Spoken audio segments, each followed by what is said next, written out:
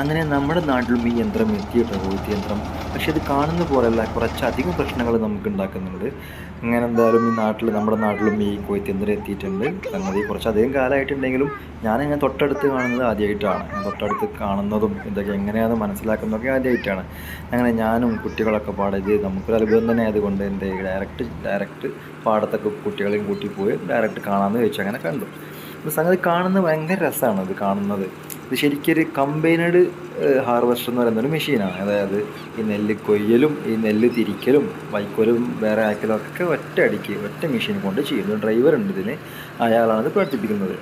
ഇത് ഇത് ചെയ്യുന്നത് നോക്കിയേ, ഫ്രണ്ടിൽ ആ ചക്രത്തിലൂടെ ഈ നെല്ലുകൾ ഇങ്ങനെ കൊയ്തെടുത്ത് പുറകിലൂടെ ഇങ്ങനെ അതിൻ്റെ വൈക്കോൽ ഇങ്ങനെ പോകുന്നുണ്ട്. അപ്പോൾ ഇതിൽ എനിക്ക് തോന്നിയൊരു കാര്യം, ഈ വൈക്കോൽ ഇങ്ങനെ മുറിച്ചിട്ടാണ് ഇതിൽ പുറത്തോട്ട് തള്ളുന്നത്.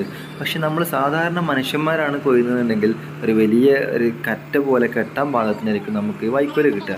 പക്ഷേ ഇതിൽ കിട്ടുന്ന ഫുള്ള് മുറിഞ്ഞിട്ടാണ്.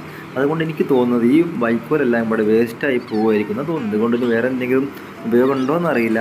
ഇത് ഉപയോഗിക്കുന്നുണ്ടെങ്കിൽ അല്ലെങ്കിൽ വേറെ എന്തെങ്കിലും മെത്തേഡ് ഉണ്ട് എന്ന് അറിയുന്നവരൊന്ന് കമൻറ്റ് ചെയ്യണേ. ഇത് എടുക്കുന്നത് കാണുന്നത് ഭയങ്കര രസമല്ലേ. അതൊരു നേർരേഖയിലാണ്, അത് ഡയറക്റ്റിൽ ഓരോ ലൈനായിട്ടാണ് ഇത് പോയിട്ട് ഇങ്ങനെ കട്ട് ചെയ്തെടുക്കുന്നത്. ഓരോ പോക്കിലും ആ ഏരിയയിൽ മൊത്തം ഇങ്ങനെ കവർ ചെയ്തെടുക്കും. അതേപോലെ അടുത്ത ലൈന് തിരിഞ്ഞും മറിഞ്ഞും ഒക്കെ ഇങ്ങനെ ആ ലൈൻ ഇങ്ങനെ ഒരു സ്ക്വയർ ടൈപ്പിൽ ഇങ്ങനെ തിരിഞ്ഞും മറിഞ്ഞിങ്ങനെ വന്നിട്ട് കട്ട് ചെയ്യാണ്. ഇത് ഓരോ കട്ട് ചെയ്യലും ഓരോ ഭാഗത്ത് പോകുമ്പോഴും ഇത് ആ ഭാഗത്ത് മൊത്തമായിട്ട് ഇങ്ങനെ എടുത്തിട്ട് ഇങ്ങനെ കൊണ്ടുപോകണം. പുറകിലോട്ട് തന്നെ, അതേ സമയം തന്നെ പുറകിലോട്ട് തന്നെ ഇങ്ങനെ വൈക്കോൽ ഇങ്ങനെ പോകുന്നുണ്ട്.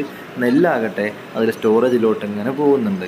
സംഗതി വളരെ പെട്ടെന്ന് തന്നെ തീരുന്നുണ്ട് വർക്ക് അല്ലേ. ഇപ്പം നമ്മളൊരു സാധാരണ പണിക്കാരെ കൊണ്ടൊക്കെ മനുഷ്യന്മാരെ കൊണ്ടൊക്കെ ചെയ്യുകയാണെങ്കിൽ ഈ ഒരു വർക്കിന് അത്യാവശ്യം ടൈം എടുക്കും. പക്ഷേ ഈ മെഷീൻ വെച്ച് ചെയ്യുമ്പോൾ എനിക്ക് തോന്നുന്നത് ഒരു പാടം അത്യാവശ്യം വലുപ്പമുള്ളൊരു പാടം ചെയ്യാൻ ഏതാണ്ട് ഒരു 20 മിനിറ്റൊക്കെ വന്നിട്ടുണ്ടാവുള്ളൂ മാക്സിമം. അതിന് കുറവായിരിക്കും തോന്നുന്നു.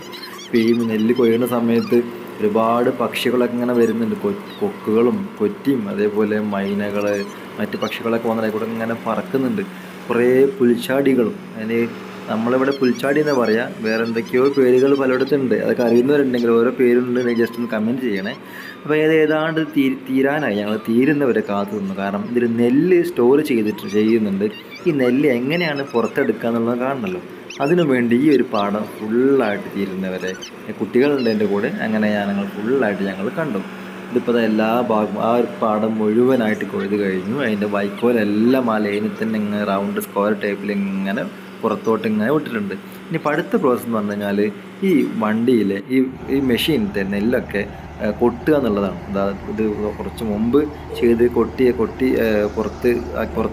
പുറം തള്ളിയ നെല്ലാണ്. ഇനിയിപ്പോൾ അത് വണ്ടി വരുന്നുണ്ട്. ഇനി ഇതെന്താ ചെയ്യാമെന്ന് നോക്കാം നമുക്ക് അല്ലേ.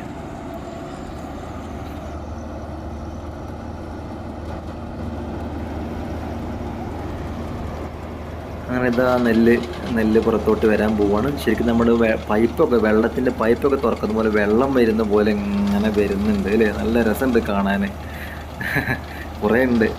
ശരിക്കും ഒരു 10-20 മിനിറ്റ് കുറേ നേരം എടുത്ത് കൊയ്തെടുത്ത നെല്ലാണ് വെറും മിനിറ്റുകൾ കൊണ്ട്, ഏറിപ്പോയ 2-3-5 മിനിറ്റ് കൊണ്ട് ഇതൊക്കെ പുറം തള്ളി. എത്രയോ സമയം എടുത്തിട്ട് ചെയ്ത പ്രവൃത്തിയാണ് വെറും മിനിറ്റുകൾ കൊണ്ട് ഇത് പുറത്തോട്ട് തള്ളിയത്.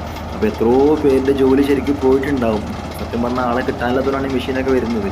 എന്നാലും ഒരുപാട് ടൈം ഇതിൽ ലാഭിച്ചു, ഒരുപാട് സമയവും പണിയും. പക്ഷെ വാടക അത്യാവശ്യം ഉണ്ട്. ഏതാണ്ട് 2000 രൂപയാണ് വാടക എന്ന് തോന്നുന്നു. നിങ്ങൾ അറിയുന്നവർ കണ്ടവരുണ്ട് ജസ്റ്റ് ഒന്ന് അറിയുന്ന വിവരങ്ങൾ കമൻറ്റ് ചെയ്യണേ.